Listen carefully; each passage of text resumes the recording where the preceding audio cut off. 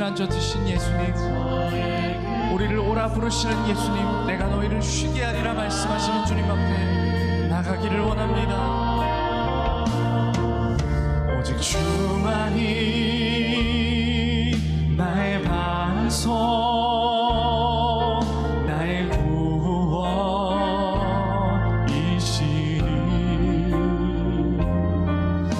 오직 주만이 나의 산성,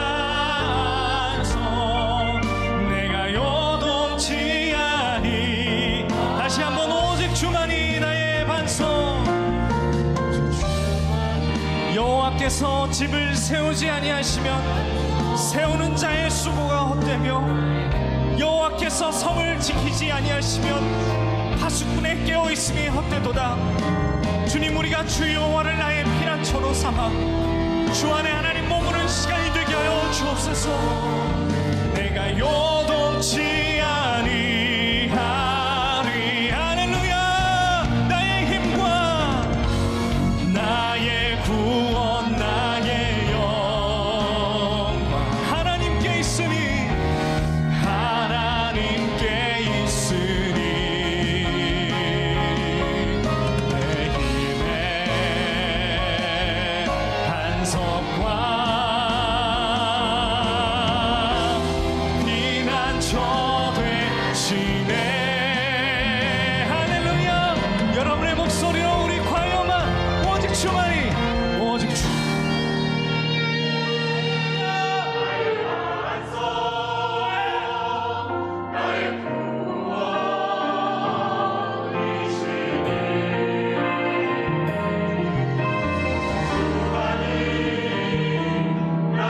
주님이 이 나라를 지키시고 보호하십시오. 우리를 다시 일으켜 주십시오. 은혜의 리듬을 찾게 하여 주십시오. 오직 주만이, 오직 주만이. 우리 함께 손 들고 고백합니다.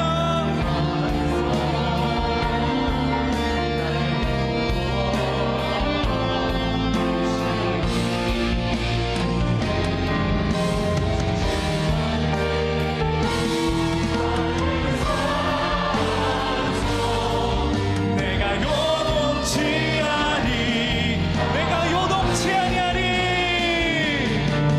내가 요동치 아니,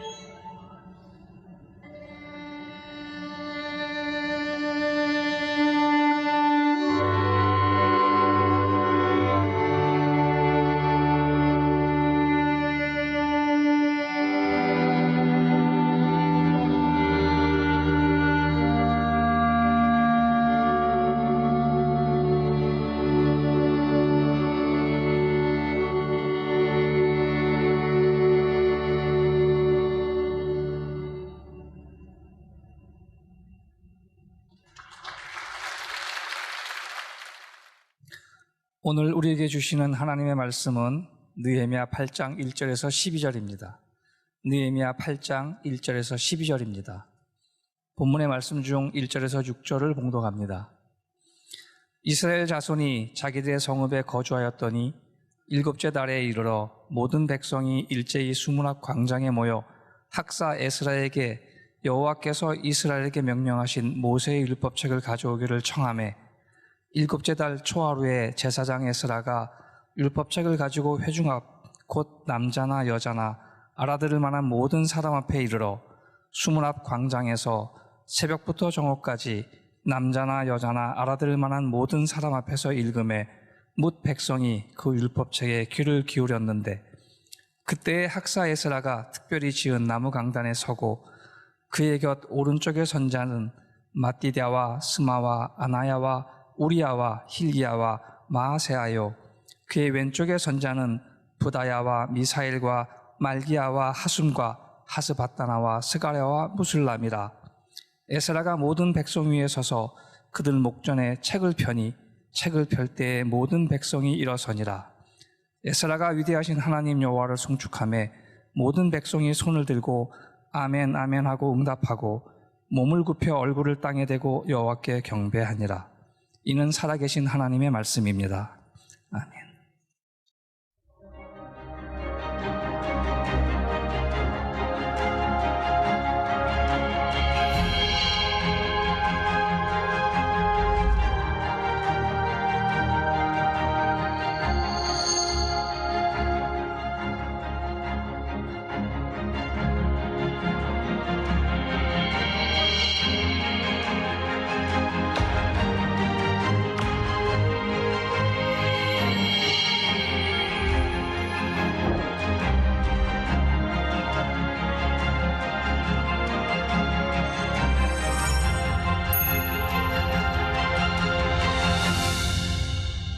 자, 오늘 말씀 앞에서 느헤미야 말씀을 가지고 우리들이 계속 나누고 있는데 오늘 네 번째 말씀 앞에서 부흥을 경험하라 이런 제목으로 말씀을 나누려고 합니다. 1980년대와 70년대 한국교회는 참 엄청난 부흥을 경험했습니다. 제가 한국에 공부를 마치고 돌아왔을 1998년도만 해도 한국교회는 참 많은 부흥들을 경험했던 때인 것 같아요. 제가 공부를 마치고 한국에 돌아올 때쯤 저에게 이제 아쉬움 같은 게 있었는데 저도 이제 공부만 했지 미국에 있는 이렇게 부흥하는 교회들을 볼 기회가 없었어요. 그래서 이민 가방을 다 챙겨 들고 우리 아이 둘을 데리고 이렇게 이름난 교회들을 한번 돌아볼 기회가 있었습니다. 그때 저에게 가장 인상적이었던 교회 하나가 시카고에 있는 윌로우 크릭 커뮤니티 처치라는 교회였어요. 그 교회가 인상적이었던 건 그 교회에 남성들의 사역이 굉장히 활발하게 이루어지고 있었고 또 그런 마음을 가지고 있었던 그 젊은 한국의 목사님들이 윌로우 크릭 어소시에이션 오브 코리아라고 하는 단체를 만들어서 이렇게 모임을 가진 적이 있어요. 그 당시에 그때 담임 목사였던 빌 하이웰스 목사를 초청해서 우리가 이렇게 식사하면서 이야기를 나눌 기회가 있었습니다. 아마 여러분들 중에 혹시 이제 이 교회에 조금 불미스러운 일, 안 좋은 일이 있었고 빌 하이웰스 목사가 교회에서 사임을 하게 되었어요. 그런데 저는 그 시대에 하나님께서 귀하게 또 강력하게 역사하시던 때 그것은 우리들이 교훈으로 잘 받아들일 필요가 있다라는 생각을 하기도 합니다. 우리 간담회에서 어떤 한국의 목사님이 이렇게 물었어요. 윌로우 크릭 교회는 특별히 남자들이 나와서 많은 변화를 봤는데 어떻게 그 남자들을 위로하고 격려하고 축복하고 근본적인 변화가 일어납니까? 그때 제가 인상적이어서 적어놨던 게 있어요. 빌 하이웰스 목사가 이렇게 대답을 했습니다. 첫 번째, 남성들에게 용기를 줍시다. 두 번째, 남자들이 중요한 존재임을 인식시키는 것입니다. 그리고 세 번째, 결단에 도전을 주라는 말이었어요. 이 말이 저에게는 굉장히 인상적으로 들렸어요. 그래서 이제 그 이후에 저는 우리 교회에서 남성 성경 공부를 만들었고 남성들과 같이 성경 공부를 시작했죠. 코로나로 잠시 이제 쉬었던 남성 성경 공부가 올해 다시 열리게 됩니다. 그런데 오늘 이 결단이라고 하는 말을 단순히 남성들뿐만 아니라 오늘 우리들의 신앙의 대입해 볼 필요가 있겠다라는 생각을 하게 되었어요. 그 남성들이 결단한다고 하는 것은 어떤 의미였냐면 정기적으로 강단 앞에 초청을 하고 그들이 믿음으로 결단하게 만든다는 거였어요. 저는 오늘 여러분들과 함께 이 결단이 부흥과 어떤 연관이 있는가라고 하는 것을 함께 생각해 보려고 합니다. 자, 여러분들에게 한번 물어봅시다. 여러분들의 인생에 부흥이 있으면 좋겠습니까? 코로나 때문에 그냥 대답은 안 하고 끄덕끄덕 하시는 거죠.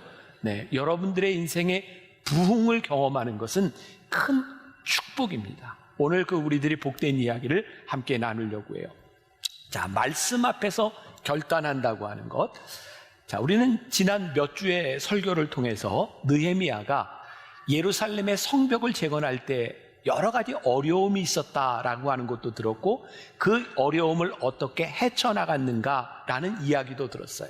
그리고 이 성벽을 재건하는 것 단순히 성벽을 재건하는 차원의 문제가 아니라 하나님의 말씀 앞에서 회개하는 영적 부흥운동이 함께 와야 된다는 것도 우리는 배웠습니다. 자, 오늘 본문 느헤미야 8장 2절에 보니까 이렇게 시작되고 있어요. 일곱째 달 초하루에 제사장 에스라가 율법책을 가지고 회중 앞 곧 남자나 여자나 알아들을 만한 모든 사람 앞에 이르러. 자, 여기에 일곱째 달 초하루라고 하는 말이 굉장히 중요합니다. 이스라엘은 날짜를 계산하는 방법이 두 가지가 있습니다. 하나는 민간력이 있고 또 하나는 종교력이 있어요. 여기에 일곱째 달, 어떤 의미가 생각이 나세요?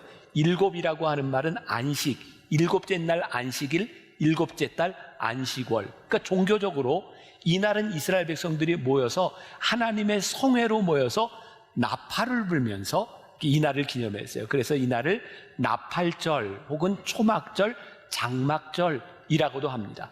근데 민간적으로 보면 일곱째 달이 뭐냐면 신년 첫날을 이야기하는 거예요. 그러니까 어쩌면 오늘 구정을 맞이하는 우리들에게 딱 들어맞는 말씀일 것 같다는 생각이 들어요. 그럼 이날의 의미는 무엇일까? 레위기 23장 23절부터 25절까지 나와 있습니다. 우리 한 목소리로 봉독하죠. 자, 시작. 여호와께서 모세에게 말씀하여 이르시되 이스라엘 자손에게 말하여 이르라. 일곱째 달 곧 그 달 첫날은 너희에게 쉬는 날이 될지니 이는 나팔을 불어 기념할 날이요 성회라. 어떤 노동도 하지 말고 여호와께 화제를 드릴지니라.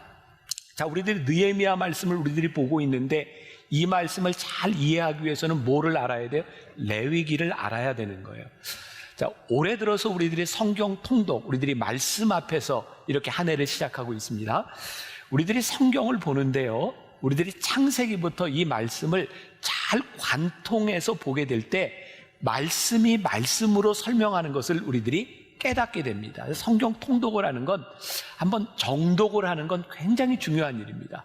근데 제가 이제 어제 이렇게 보니까 1월 첫날 우리들이 말씀 통독에 참여했던 사람들이 토요일 날 보니까 반으로 줄었어요.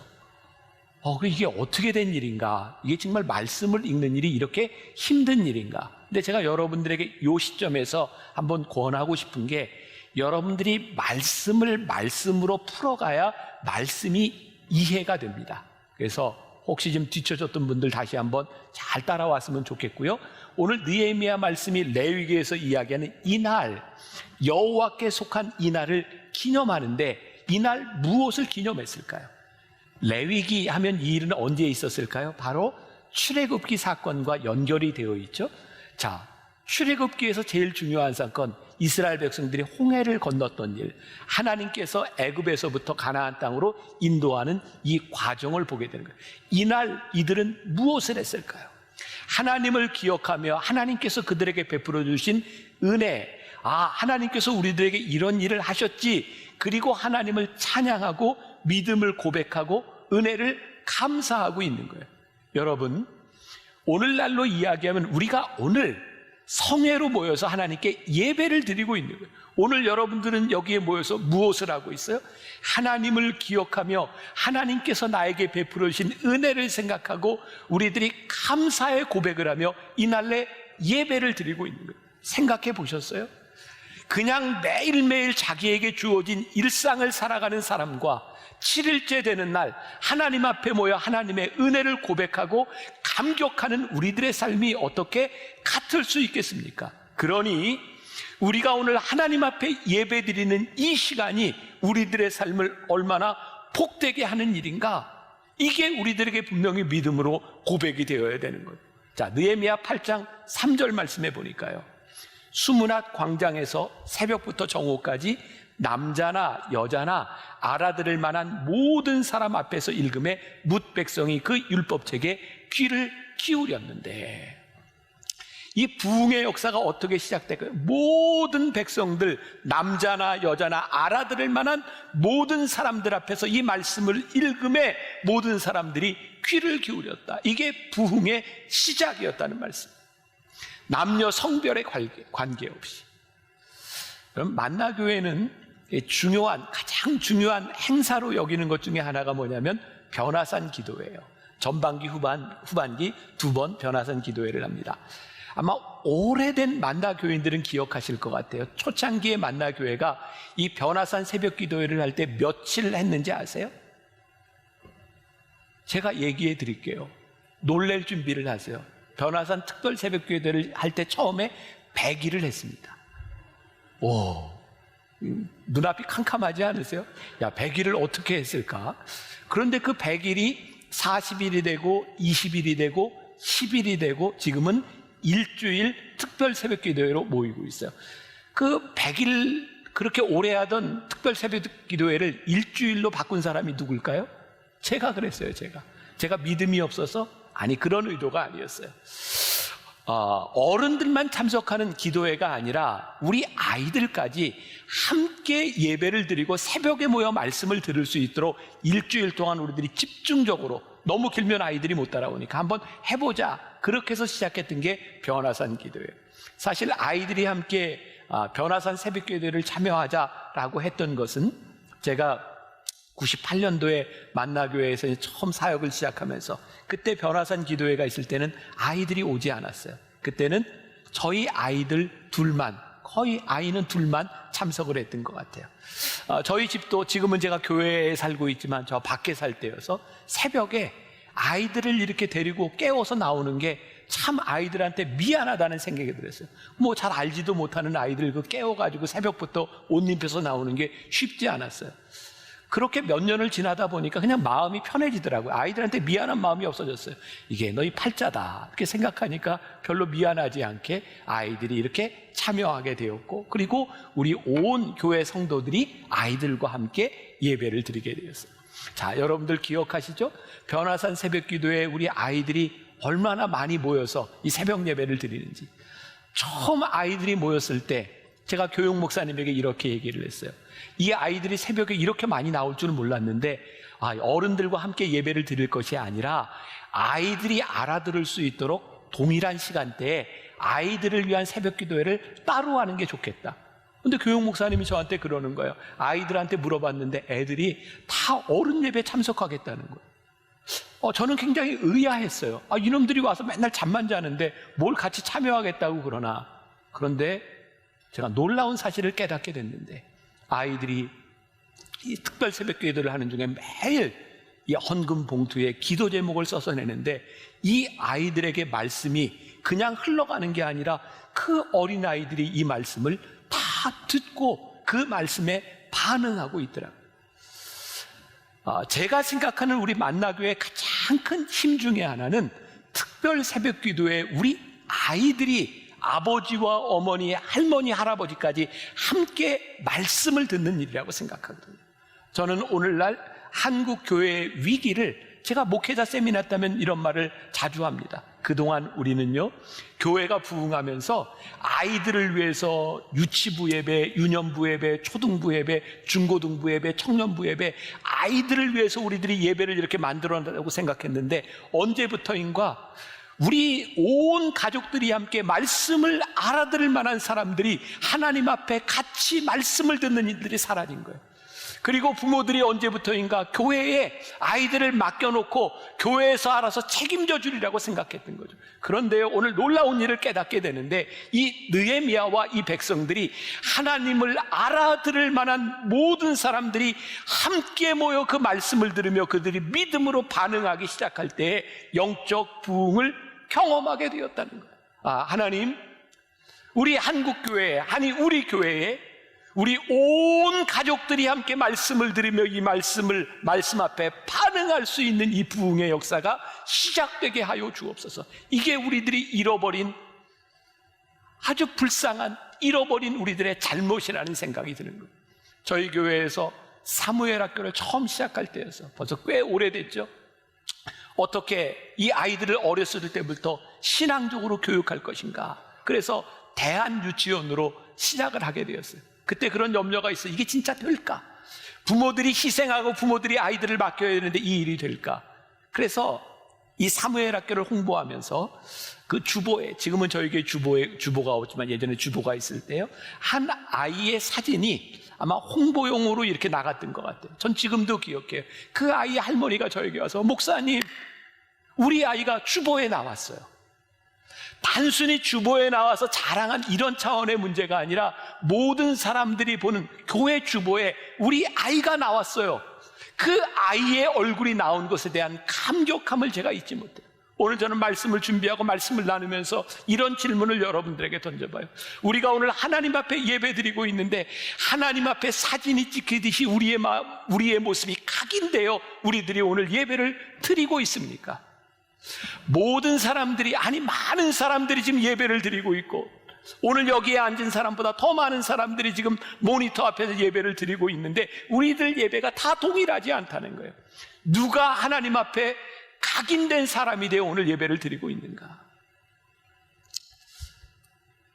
교인들 중엔 모두가 다 똑같지 않은 것 같아요. 목사의 마음속에 기억되고 각인되는 사람이 있죠. 우리 교회 원로 아주 오래된 장로님 중에 한 분이세요.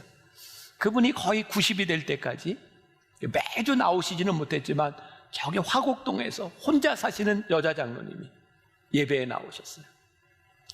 그 장로님은 예배를 마치고 나갈 때마다 꼭 저를 기다렸다가 제 손을 잡고 늘 이렇게 이야기했어요. 목사님, 오늘 예배가 너무 은혜스러웠어요. 제가 장로님에게 이렇게 얘기했어요. 장로님의 예배가 어떻게 은혜스럽지 않을 수 있어요? 오늘 이 예배당까지 오는데 지하철 타고 버스를 2번 갈아타고 2시간 걸려 예배를 드리고 예배를 마치고 또 2시간 걸려 집에 가는 장로님의 예배가 어떻게 은혜스럽지 않겠어요? 오늘 우리가 하나님 앞에 똑같은 예배를 드리고 있지만 모든 예배가 하나님 앞에 각인되고 모든 예배가 은혜스러울 수 없다는 말씀이에요. 우리들이 하나님 앞에서 어떤 모습으로 우리들이 살아가는가? 오늘 우리 신앙의 위기가 무엇일까요? 저는 그런 생각을 해요. 언제부터인가 우리들의 예배 가운데 특별함이 사라진 거예요. 하나님, 오늘 예배를 드리는 내 예배의 특별함, 그 특별함이 사라지며 우리는 매너리즘에 빠지기 시작한 거죠. 여러분, 가끔 그 스포츠 중계를 보다 보면 이렇게 관중석들이 이렇게 잡혀요. 쭉 지나가다가 카메라가 누구 하나를 이렇게 딱 붙잡는 경우가 있죠. 어떤 경우들인가요? 아니, 야구장에 와서 야구는 안 보고 연인들이 둘이 껴안고 뽀뽀해. 그럼 그거 막 비춰줘요. 특별하니까. 또 가족들끼리 와서 화목하게 음식을 먹으면서 야구 중계를 보는 사람들을 보여줘요. 특별해요. 그런가 하면 모두가 응원을 하지만 특별한 치장을 하고 분장을 하고 응원을 하는 사람들을 보면 비춰주는 거예요. 왜? 특별하니까.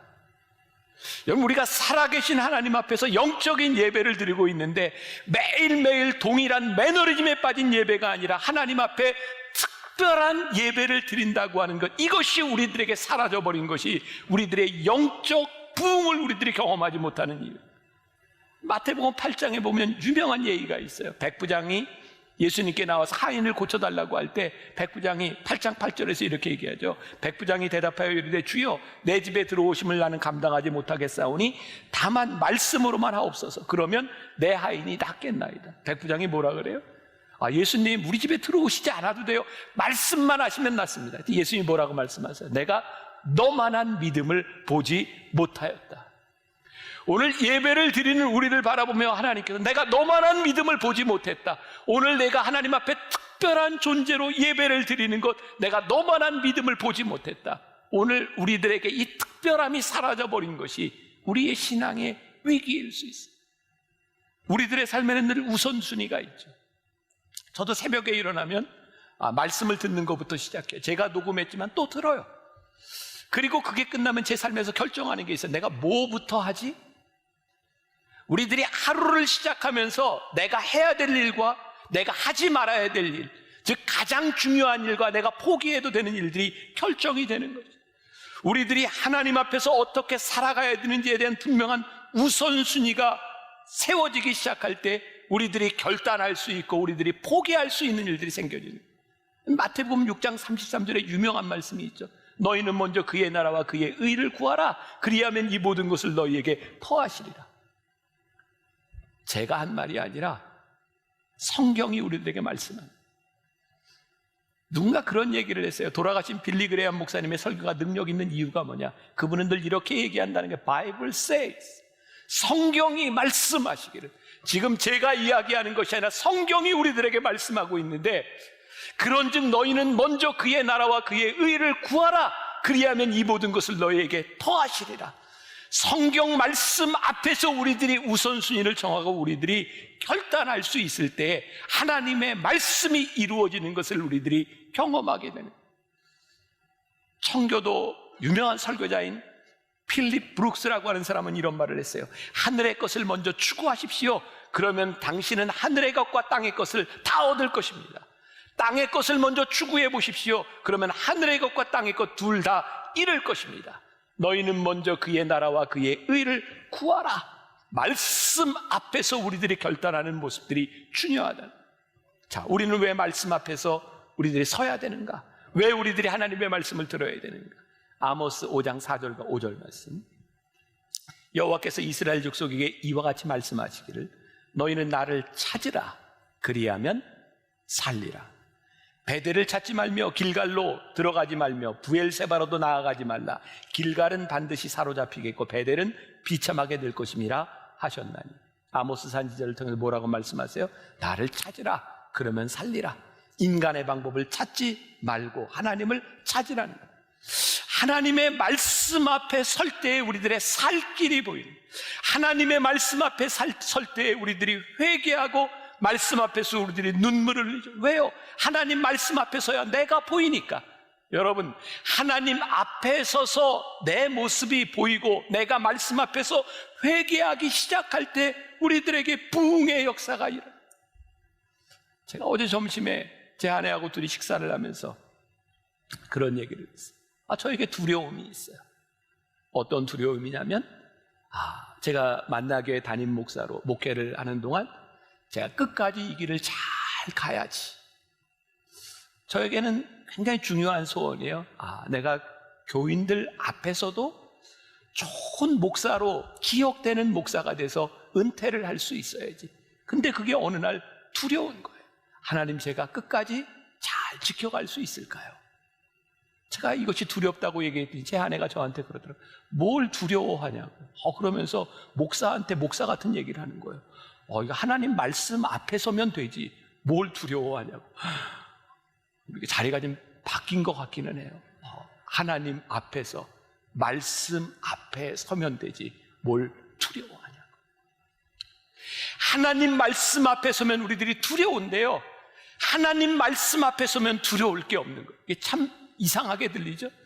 하나님 말씀 앞에서 두려울 때 두려울 것이 없는 것. 문제는 우리들이 하나님의 말씀 앞에 서지 않는다.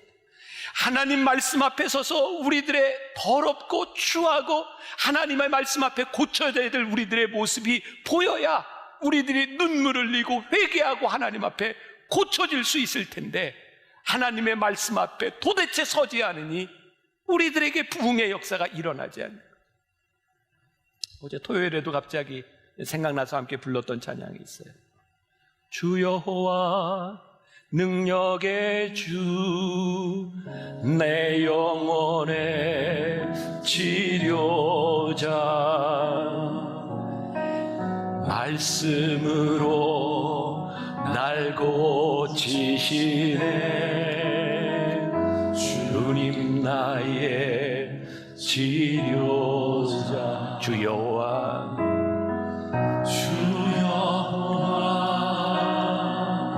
능력의 주, 내 영혼의 치료자. 말씀으로 날 고치시네. 주님 나의 치료자. 여러분들에게 묻고 싶은 게 있습니다. 하나님의 말씀이 우리를 고치고 치료하실 줄 믿습니까? 이 믿음 앞에서 우리들이 결단할 때 우리들에게 부흥이 일어나죠.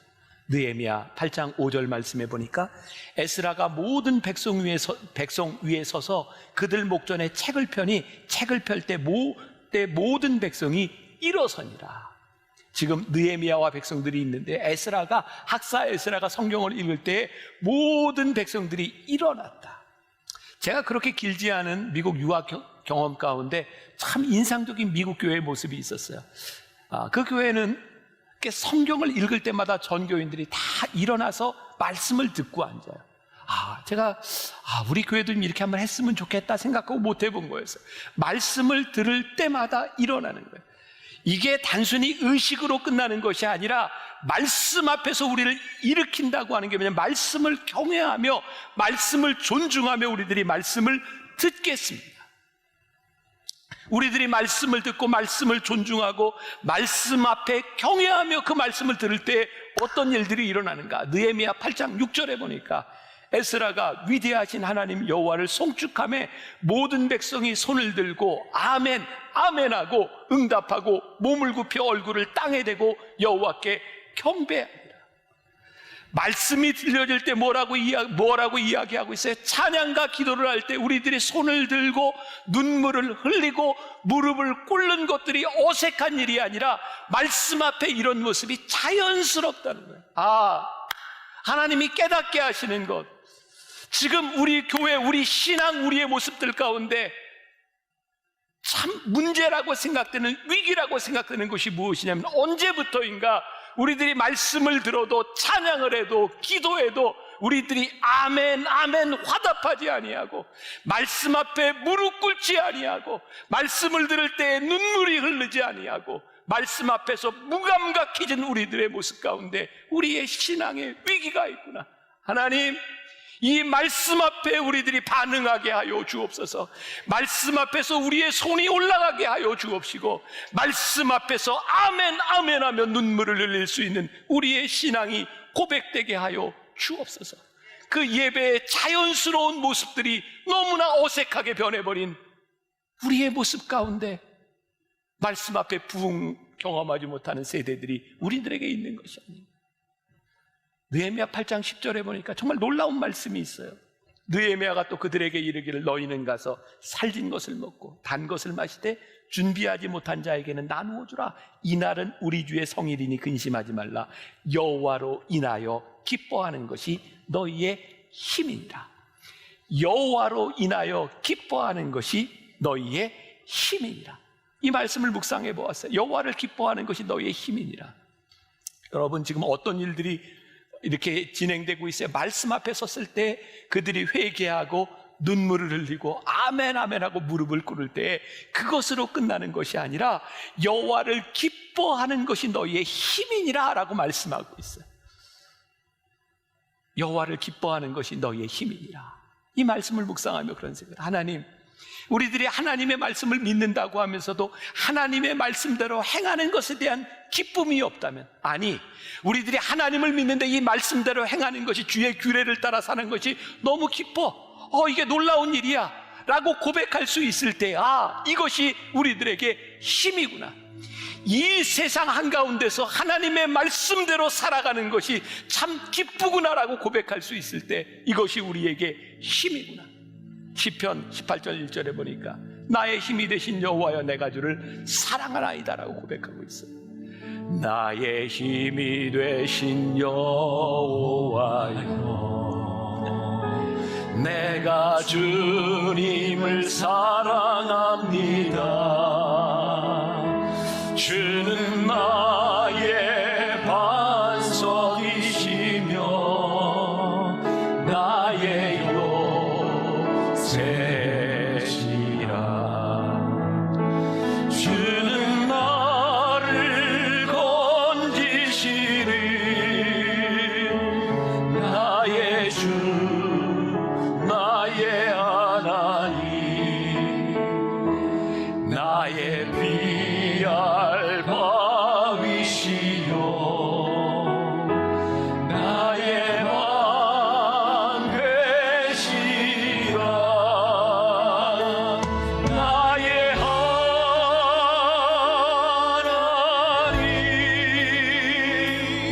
나의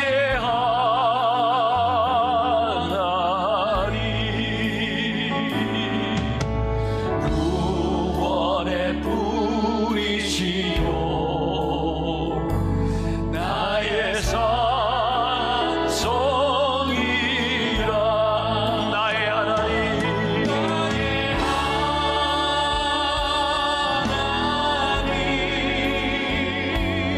나의 하나님 그는 나의 여호와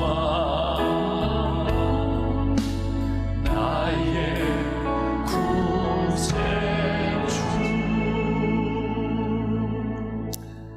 우리의 능력이 무엇일까요? 나의 힘이 되신 여호와여 내가 주를 사랑합니다. 여호와를 기뻐하는 것이 나의 힘입니다. 제가 요즘은 잘 그런 얘기 안 하는데 요즘 제가 조금 잘난 척이 좀 덜해졌어요. 그죠? 예전엔 잘난 척 참 많이 했는데 잘난 척 중에 하나가 이런 거였죠. 여러분 저 같은 목회자한테 설교 듣고 있는 거 여러분 행복한 줄 아세요? 옛날에는 아멘이 컸었는데 이거 네. 제가 그런 얘기를 했어요. 이유는 제가 어떤 자격이 있어서가 아니라 제가 그래도 하나님 말씀 앞에서 고민하고 하나님 제가 하나님 앞에 좋은 목사가 되려고 노력합니다. 말씀 앞에 서려고 하는 것이 여러분들에게 행복이다. 저나 여러분들이나 누구나 완전해서가 아니라 우리들이 하나님 말씀 앞에 서려고 합니다. 이것이 우리의 힘인 줄 믿습니다. 나의 영혼아 잠잠히 하나님만 바라며 나의 소망이 그로부터 나옵니다. 내가 말씀 앞에 설 때 여호와 하나님을 바라볼 때에 요동치는 이 세상 가운데서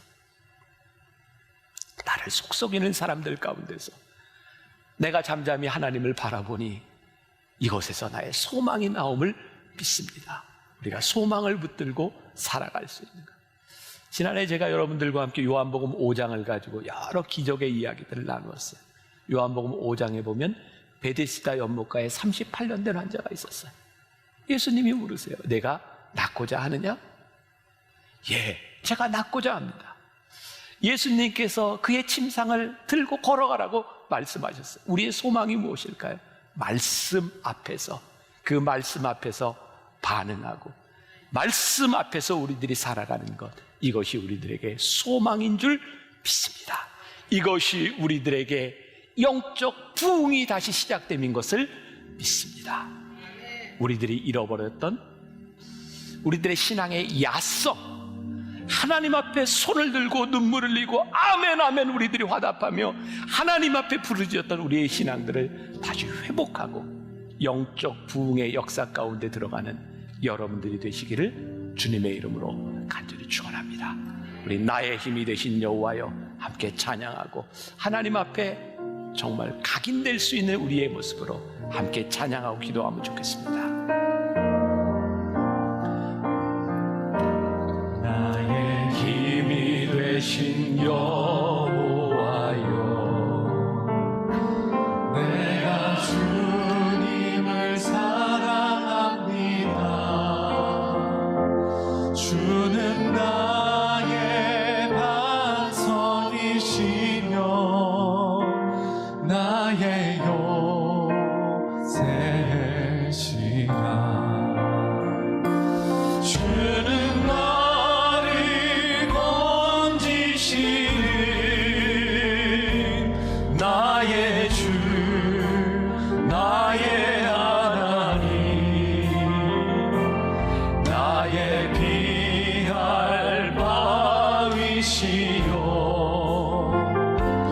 나의 반 되시라 아버지 하나님 다시 한번 하나님의 놀라운 역사가 우리 가운데 아버지 하나님 앞에 가기 되는 예배를 나의 하나님 우리가 하나님의 말씀 앞에 아멘 나의 산성이라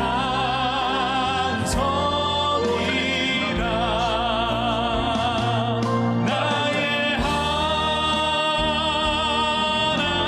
하나님 나의 하나님 그는 나의 여호와 나의 구세주 나의 하나님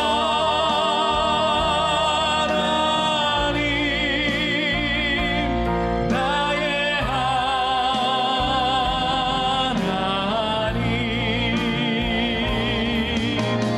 구원의 뿌리시요 나의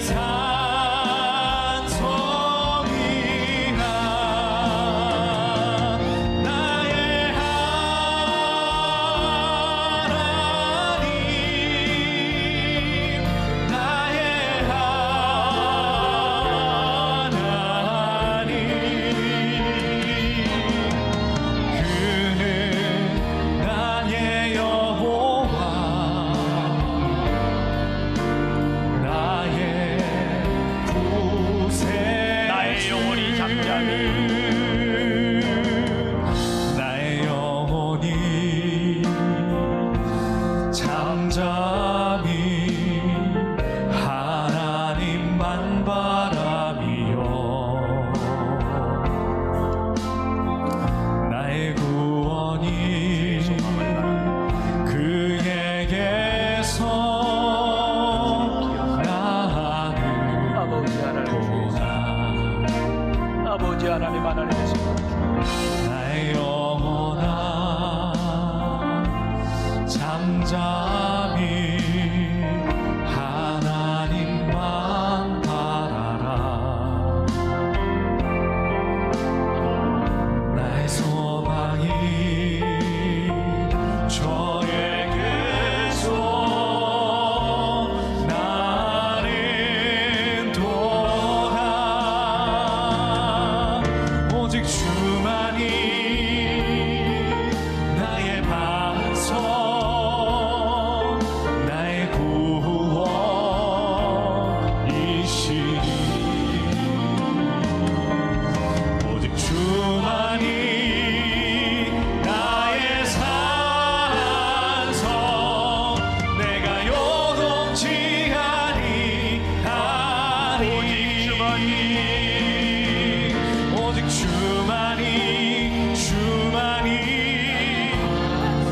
나의 반석 나의 구원이시니 오직 주만이 나의 산성 내가 요동치 아니하니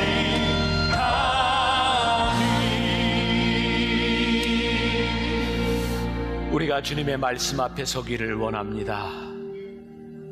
여호와가 나의 소망이 됨을 고백하기를 소원합니다. 오늘 말씀 앞에 서는 주의 백성들을 기억하여 주옵시오. 오늘 이들의 삶 가운데 영적 부흥의 역사가 시작되게 하여 주옵소서. 지금은 우리 주 예수 그리스도의 은혜와 하나님 아버지의 무한하신 사랑과 성령의 인도하심이 말씀 앞에서 담대하게 믿음을 고백하며 이 세상으로 나아가는 당신의 사랑하는 모든 백성들을 위해 지금부터 영원까지 함께 하시기를 간절히 축원하옵나이다. 아멘. 지금은 미디어 선교를 위한 헌금 시간입니다. 이 예배를 통해 삶 가운데 은혜와 회복이 충만하시길 간절히 기도합니다.